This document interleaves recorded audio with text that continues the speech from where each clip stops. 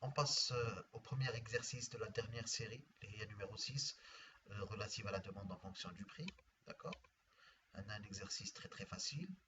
Dans un marché, on distingue trois fonctions de demande individuelles sur le produit X. Pour le premier consommateur, on a Q1 égale 30 moins 5 PX. Pour le deuxième consommateur, on a Q2 égale 16 sur PX. Pour le troisième, on a Q3 égale 12 moins 2 PX. Ça représente trois fonctions de demande individuelles du même produit, le produit X. Bien. Première question, établir les tableaux de demande pour chaque consommateur. On a trois fonctions. Pour établir les tableaux de demande pour chaque consommateur, soit Q1, Q2, Q3, et celui de la demande de marché. Nous allons donner des valeurs au prix du bien Px, d'accord, et les remplacer dans les fonctions de demande individuelles. Par exemple, nous donnons 1, d'accord. Nous aurons les trois fonctions de demande. La première, 30 moins 5, 25. 25 ici. Pour la deuxième, la 1, 16 sur 1. Elle est comme 16. La troisième, la 1, 10. Elle est comme 10. Et on continue. من 0. Ici, le prix varie de 1 à 6. Je ne sais pas pourquoi ça varie de 1 à 6. Normalement, ça continue. Il n'y a pas de raison de freiner cette continuité du prix. Pourquoi, je vais expliquer tout à l'heure. Alors, quand on remplace 1 et 6, jusqu'à 6, la quantité 1 va être nulle. Donc, il n'y a plus de demande au-delà du prix numéro 5. D'accord. Et non, au-delà du prix 6. La même chose par rapport à la quantité 3. Quand le prix est égal à 6, la quantité est égale à 0. Par contre, la quantité 2, elle a 2,66. La demande globale, comme on l'a expliqué dans le cours, entre les demandes individuelles pour avoir la demande du marché. 25 plus 16 plus 10, on a 51. 20 plus 8 plus 8 égale 36. 3 plus 15, 26, 33, etc. D'accord. Juste une remarque. On s'est arrêté au prix égal 6. Mais normalement, on peut continuer 7, 8, 9, etc. pour avoir une idée sur le type de la courbe de demande.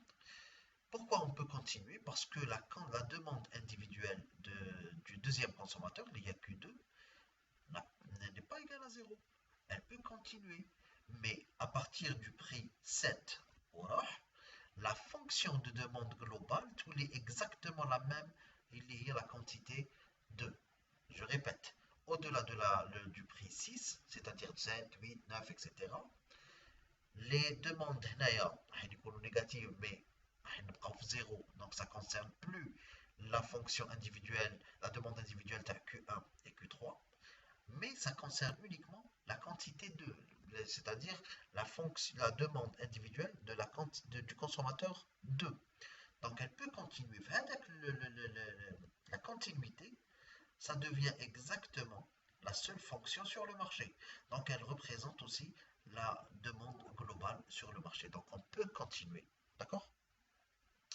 Bien. Deuxième question, on peut représenter graphiquement les trois courbes, tracer la courbe de demande de chaque consommateur, établir le tableau de demande du marché et tracer sa courbe. Donc on a fait déjà, on a établi déjà la demande globale, et de chaque consommateur individuel. La représentation graphique, c'est toujours la même explication. C'est vrai que pour représenter graphiquement la quantité en fonction du prix, il faudrait mettre le prix sur l'axe des abscisses et la quantité sur l'axe des ordonnées. Mais mathématiquement, et comme tout ce qu'on fait est relatif à la quantité, toujours on fait la fonction inverse, c'est-à-dire le prix en fonction de la quantité.